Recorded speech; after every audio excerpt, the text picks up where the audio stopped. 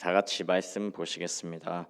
오늘 주신 하나님의 말씀은 열왕기하 17장 24절에서 33절까지의 말씀입니다. 열왕기하 17장 24절에서 33절까지의 말씀을 한 목소리로 합독하시겠습니다. 아스루 왕이 바벨론과 구다아아와 사맛과 스발와임에서 사람을 옮겨다가 이스라엘 자손을 대신하여 사마리아 여러 성읍에 두매 그들이 사마리아를 차지하고 그 여러 성읍에 거주하니라. 그들이 처음으로 거기 거주할 때에 여호와를 경외하지 아니하므로 여호와께서 사자들을 그들 가운데에 보내심에 몇 사람을 죽인지라. 그러므로 어떤 사람이 아스루 왕에게 말하여 이르되 왕께서 사마리아 여러 성읍에 옮겨 거주하게 하신 민족들이 그 땅 신의 법을 알지 못하므로 그들의 신이 사자들을 그들 가운데에 보내매 그들이 죽였사오니 이는 그들이 그 땅 신의 법을 알지 못함이니이다 하니라. 아스루 왕이 명령하여 이르되 너희는 그곳에서 사로잡아 온 제사장 한 사람을 그곳으로 데려다가 가되 그가 그곳에 가서 거주하며 그 땅 신의 법을 무리에게 가르치게 하라 하니 이에 사마리아에서 사로잡혀 간 제사장 중 한 사람이 와서 베델에 살며 백성에게 어떻게 여호와 경외할지를 가르쳤더라. 그러나 각 민족이 각기 자기의 신상들을 만들어 사마리아 사람이 지은 여러 산당들에 두되 각 민족이 자기들의 거주한 성읍에서 그렇게 하여 바벨론 사람들은 스꽃 분옷을 만들었고 굿 사람들은 네르가를 만들었고 하맛 사람들은 아시마를 만들었고 아와 사람들은 니파스와 다르낙닭을 만들었고 스바라임 사람들은 그 자녀를 불살라 그들의 신 아드람멜렉과 아남멜렉에게 드렸으며 그들이 또 여호와를 경외하여 자기 중에서 사람을 산당의 제사장으로 택하여 그 산당들에서 자기를 위하여 제사를 드리게 하니라. 이와 같이 그들이 여호와도 경외하고 또한 어디서부터 옮겨왔든지 그 민족의 풍속대로 자기의 신들도 섬겼더라. 아멘.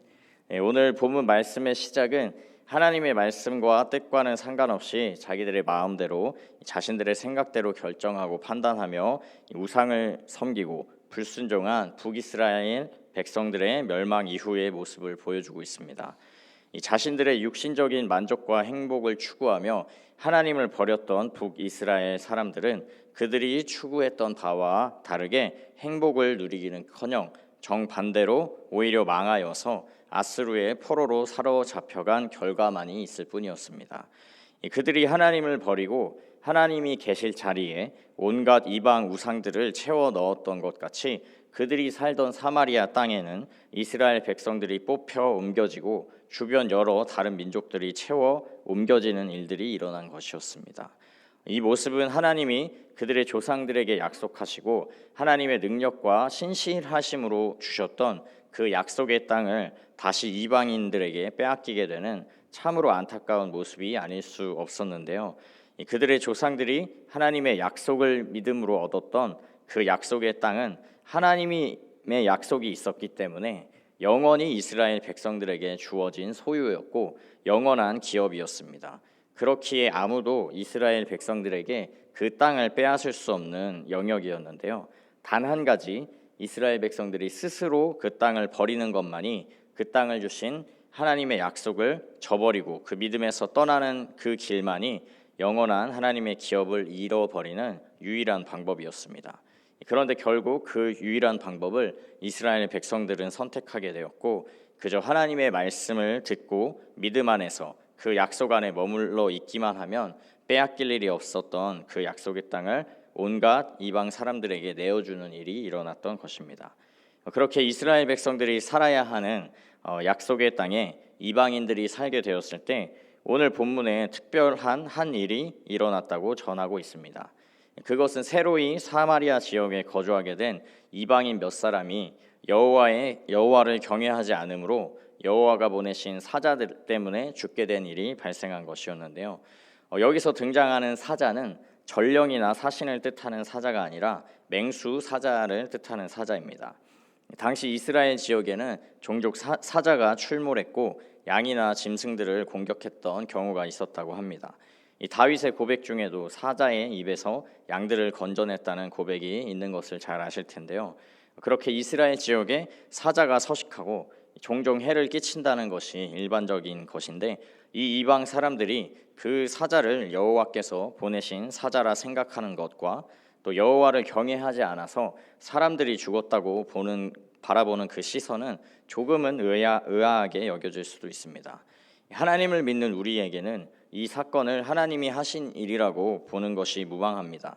왜냐하면 사자들은 보통 사람들이 사는 지역에서 멀리 떨어져 이 사람을 피해 서식하고 양이나 가축을 공격하기는 했어도 사람을 직접 공격하는 일은 거의 없었기 때문입니다. 그렇기에 유일하신 하나님이시며 모든 피조물과 나라와 민족의 참 하나님이신 하나님께서 자신을 경외하지 않는 이방 민족에게 하나님 되심을 보이시려고 경고의 메시지로 사자를 사용한 것이라고 생각하는 것이 자연스러운 일입니다. 우리 하나님을 믿는 사람들에게 있어서는 말입니다. 그런데 여기에는 맹점이 있었는데요. 이 이방 사람들은 이 사건이 하나님이 하신 일이라 보기는 보았지만 우리와는 다른 관점으로 그저 자신들만의 세계관으로 해석한 것에 불과한 것이었습니다. 그들은 그 사자 습격 사건을 유일하신 참 하나님이신 여호와 하나님이 하신 일로서 본 것이 아니라 자신들이 믿고 따르는 많은 우상들과 신들 중에 하나에 불과한 이스라엘 지역의 한 신으로서 하나님께서 하셨다라고 생각했던 것입니다.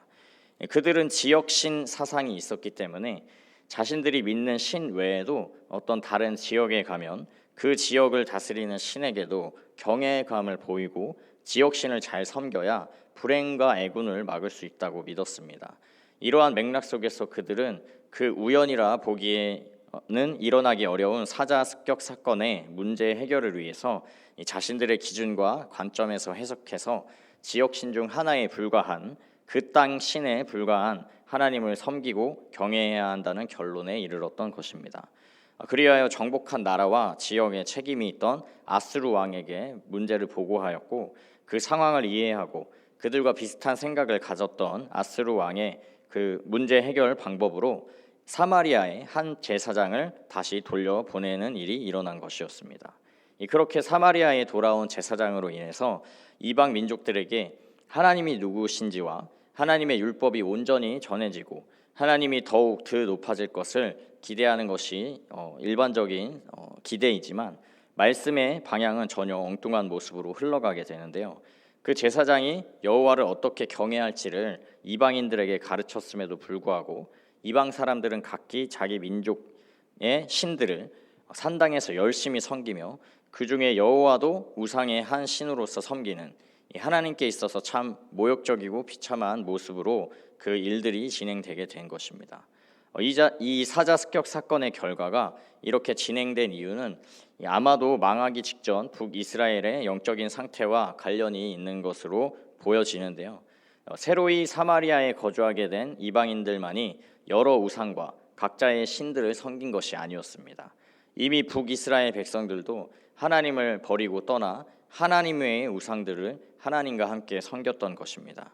그리고 특별히 북이스라엘은 초대왕 여로보암 때부터 이 하나님의 형상을 금송아지의 형상으로 바꾸며 하나님께 제사 드려야 하는 예루살렘 성전이 아니라 이 베델과 단에서 제사를 허용하며 레위 자손이 아닌 일반 백성들로 제사장을 세웠던 하나님의 말씀에 불순종했던 역사를 가지고 있었습니다. 그렇게 사마리아에 돌아온 제사장이 이방인들에게 여호와를 경외하는 것을 가르쳤던 그 수준은 하나님의 말씀과 뜻의 철저한 근거를 삼은 기준이 아니었을 것입니다. 그리하여 유일하신 하나님, 모든 신 위에 홀로 뛰어나신 하나님으로 영광과 높임을 받으셔야 하는 하나님께 온갖 우상과 잡신들 사이에 한 신에 불과한 그 정도, 그 땅의 신 정도라 취급받게 되는 그런 비참한 일이 이루어지게 된 것이었습니다. 물론 하나님은 살아계신 참 하나님이시고 능력이 많으신 유일한 하나님이십니다. 그렇게 많은 우상들 사이에서 우상의 하나와 같이 고작 그 지역의 신 정도로만 취급받지 않으실 수 있는 분이셨습니다. 마치 과거에 블레셋의 언약궤를 빼앗겼을 때 언약궤와 함께 놓인 다곤 신상을 하나님께서 스스로 부숴 넘어뜨리는 일과 같이 직접 일하셨을 수도 있습니다. 하지만 하나님은 그때와 같이 하지 않으셨는데요. 왜냐하면 북이스라엘의 불순종과 죄 때문이었습니다. 이 불순종과 죄로 인하여서 하나님의 영광을 가린 그들에게 하나님은 하나님의 능력과 영광을 나타내 보이지 않으셨던 것입니다. 사랑하는 성도 여러분, 오늘 말씀을 통해서 우리는 하나님의 자녀와 백성들로서 하나님의 영광을 드러내고 나타내는 거울과 같은 존재라는 것을 기억하시기를 소망합니다. 이 북이스라엘 백성들은 하나님의 선택을 받은 백성이었지만 하나님과 하나님의 약속을 소중히 여기지 않으며 하나님을 떠났습니다.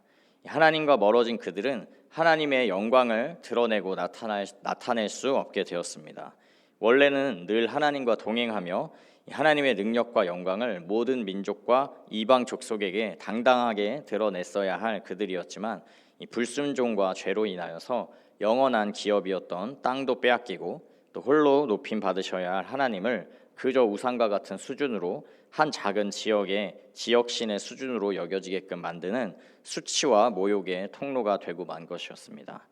바라기는 여기 계신 모든 분들은 이스라엘 백성들을 반면교사 삼으셔서 세상 사람들 앞에 하나님을 욕되게 하고 부끄럽게 만드는 그런 삶을 사는 것이 아니라 늘 하나님과 동행하며 그 말씀에 순종하고 믿음으로 약속 안에 거하며 하나님의 영원한 기업 안에 거하시며 살아계신 하나님, 능력이 많으신 참 하나님을 온 세계와 열방 가운데에 밝히 드러내시는 영광과 존귀와 찬송의 통로가 되시기를 주님의 이름으로 축복합니다. 아멘. 함께 기도하겠습니다. 사랑과 은혜가 충만하신 하나님, 이 새벽 우리에게 주신 말씀이 우리의 귀에, 우리 마음에, 또 우리의 삶에 온전히 들려지고 그저 스쳐 지나가고 쉽게 휘발되어지는 순간적인 소리에 불과한 말씀이 아니라 우리 영혼의 닷과 같이 어둡고 혼란한 이 시대 속에서 온전히 주님 뜻과 계획 안에 거할 수 있는 능력과 지혜가 되도록 큰 은혜를 베풀어 주옵소서. 우리를 자녀 삼아주시고 백성 되게 하신 주님의 은혜에 온전한 응답을 드리며 우리 삶을 통해 세상 가운데 나타내고 드러내실 주님의 영광과 존귀의 온전한 통로 되기를 소망합니다. 하나님의 사람들을 통해 보이실 하나님의 능력과 역사하심의 산 증인이 될 수 있도록 우리의 삶을 받아주시고 사용하여 주옵소서. 우리의 걸음이 세상의 빛과 소금이 될 수 있도록 이끌어 주옵소서. 감사드리며 살아계신 예수 그리스도의 이름으로 기도합니다. 아멘.